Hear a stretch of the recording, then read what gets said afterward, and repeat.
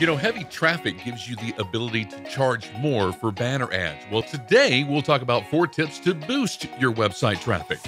This is Better Radio Websites, the podcast for radio professionals who want to see their website generate more traffic and revenue. Each week, your host, Jim Sherwood, and his special guests give you time-tested tips and secret tricks to ensure your radio station dominates digital in your market. Here we go. Hi, it's Jim, and welcome to Better Radio Websites, the podcast that wants to help you get more visitors and, of course, the most revenue from your radio station website. Thanks a lot for tuning in, and Happy New Year to you. Well, just because that you've built your website for your radio station, that doesn't mean that visitors are automatically going to start flowing in. The key is to put banners on this website that you can generate revenue from. Now, you may be bonusing that to on-air clients or not, but either way, your website should be generating some sort of revenue for your radio station. Today, we're going to talk about some tactics that you can employ right now to start boosting visitors to your website.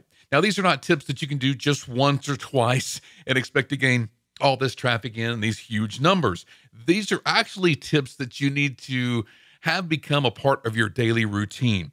Before we get to these tips, you must think of your visitor page views and your unique visitor counts as ratings. Now, you may not be in a rated market. Your radio station may not even worry about ratings per se. But if you think about page views and unique visitor numbers as ratings that you need to improve on a consistent basis, then, okay, you have the right mindset to look at your website. Unfortunately, many stations do not get this concept. The radio station website is just something that they have to have because everybody else has one, or they need a place to put their listen live button, something like that. They don't get the concept that, okay, we should be generating more visitors to this website month after month and generating revenue from those numbers. And they just don't get it. And that's a really unfortunate thing because eventually these folks start thinking, okay, why do we need the website? Why do we need to devote any time to it or any expense to it if it's not generating revenue or not doing anything to help us? And it's because they didn't get the right mindset to start off with. So please get on board with tracking your website views and unique visitor counts. Apply Google Analytics to your website. It's absolutely free, and get reports on a consistent basis to see what's working on your website and what's not working. There's some things that you could have on your website that nobody goes to. You're putting effort into it, but nobody's visiting. And that could be because you're not either following one or two of these steps, or it could be that your market just doesn't care about this kind of particular content. That's something that you'll have to see over time. But apply these tips to that first, just in case.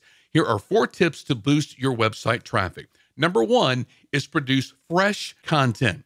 Compelling content will always draw in new and old visitors because it helps solidify your station's online footprint. The best content that you can provide is something relevant to your market that nobody else has.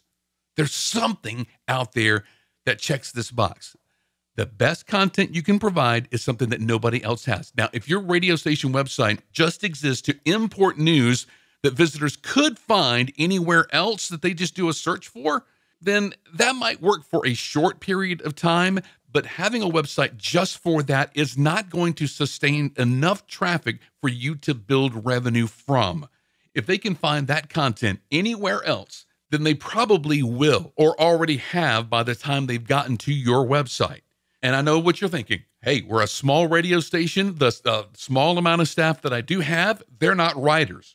But there's no requirement for compelling content to have thousands of words in length. We've seen radio stations generate 4 to 8 articles per day that are only a simple paragraph, short, concise information that their visitors will find useful. And that is compelling content, just a small paragraph about something that happened either overnight or it's going to happen during the day today. That's compelling content. Here's a few ideas that can get you started with that. If your radio station does any local news in the morning or throughout the day, each one of those news articles should be online. Even if you don't provide any additional information that wasn't mentioned on the radio, still, that's great content. Copy, paste, post, done. It's a good idea in case somebody misses a portion of your on-air news. They can go to the website and get all the details that they missed. If you're in a very small market, obituaries are great content for you. Are there any new businesses in town or that are coming to town? Call up the owner for a free interview about that business. Be the first one to have something online about that business. Heck, that one little step of you doing something for free like this, getting information out there for them, could turn this business into a long-term client. I mean, it's something that you're not charging them for this now. You're going to give them this free article about their business coming to town. That's great content for you, something that you can promote on air and bring visitors into your website to learn more about this business. Do you have local troubles around town, like bad roads, that sort of thing? Take opinions and give names and phone numbers to where those concerned citizens can call to have those issues addressed. Do you have a community calendar, like local and state events? A short write-up about a flea market that happens only once per quarter will be compelling content to somebody. Now, a short write-up about a weekend car lot sale that your client ABC Motors is putting on this weekend, that's not compelling content. That is an ad. All right? So there's a difference right there. Make it compelling. Would you go to this website today, tomorrow, and the next day to find out more information about this? So let that be the check mark that you complete on that. And there's always something to talk about: the weather, what to wear this weekend, the allergy content, nearby places to visit when it's raining. Basically, anything that your live talent can say regarding your market or your state, that can become a news content article that you can put out there. If it's just a paragraph, that's fine. Now, are you still not totally feeling confident about generating some sort of content for your market and putting on your radio station website? Have listeners submit questions that they want answers to. Go find the answers for them and put it online. Make an on-air segment about it also. Just know that great content gets noticed and it gets people talking. That's why people share things on social media. The more visitors that you can bring to this website, that means more money in ad sales. So have this kind of mindset of great content equals more visitors equals more money. If you take out any one of those, then we're doing the website thing wrong. All right, number 2 in our tips to boost website traffic is promote your website on air often. Now, I know this should really go without saying, right? But you'd be surprised at the number of local radio stations out there that I hear personally that go all day without mentioning their website. And when they do mention the website, it's only to listen online.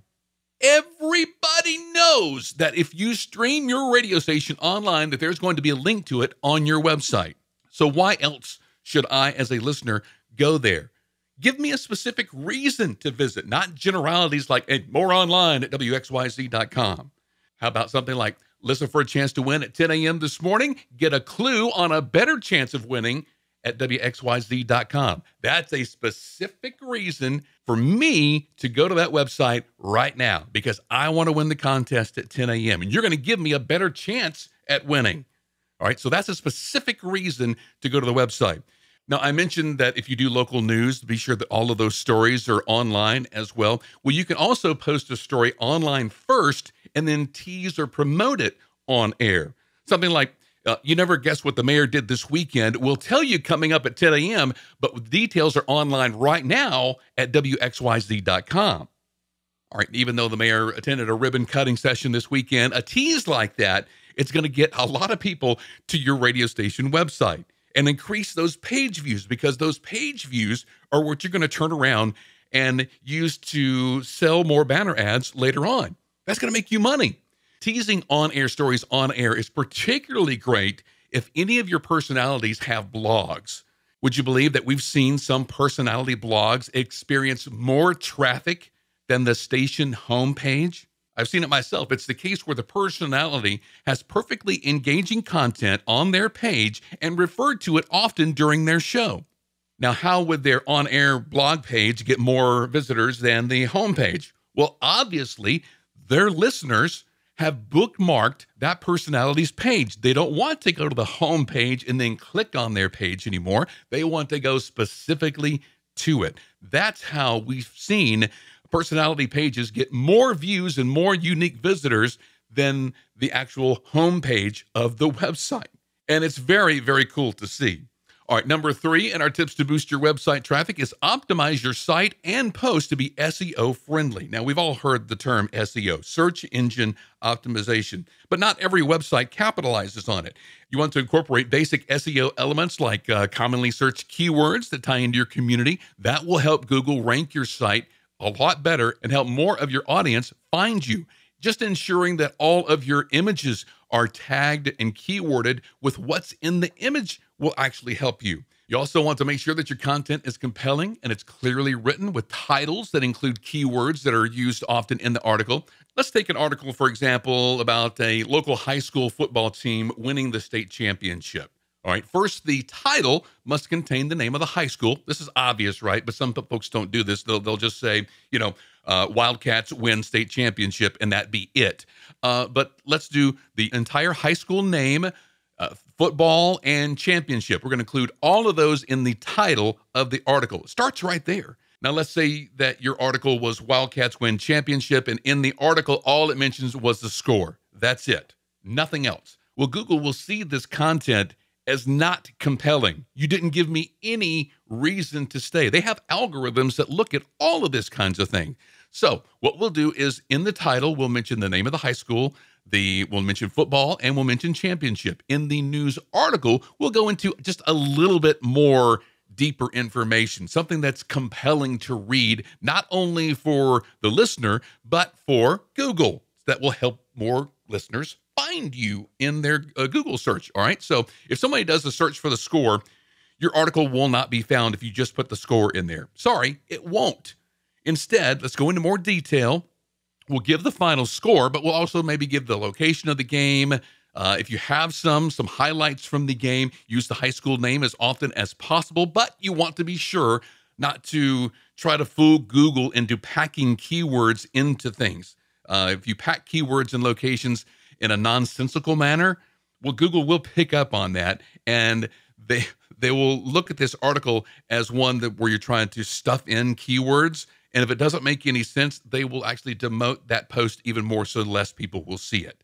So you want to do it in a smart manner, but just give more information, as much compelling information as you can. So keep this tip in mind when you're trying to, produce content on a regular basis. Use those keywords effectively. Think of what is this article really about? If I had to narrow it down to like 1 or 2 words, put those 1 or 2 words in your title as many times as you can that makes sense in your article, and put it in the metadata of the image that you upload to go along with this article. If you do all of those things, then you have an article that is ready to be shared and ready to be found on Google and other search engines. All right, number 4, and lastly in our 4 tips to boost your website traffic, is build an audience with social media. Yeah, you'll want to share all of your content out on social media as much as you can. Facebook, Twitter, Instagram, all the others. But don't think about those platforms as the final destination on where people are consuming your content. You don't want to post something, let's say on Facebook, to be consumed on Facebook, and the listener doesn't have to go anywhere or do anything else. Social interaction and likes and shares, that's great, but really think of social media as a marketing tool. You won't ever generate revenue using Facebook or Twitter or Instagram, any of those. Direct those followers to where you can generate revenue, and that's your website. Again, think about those page views and those unique visitors as ratings, and that is what you want to increase month after month, day after day. Social media is great for extending your station's personality and reinforcing it with regular news posts. That's great. Awesome. Give your audience incentive to follow you on social media.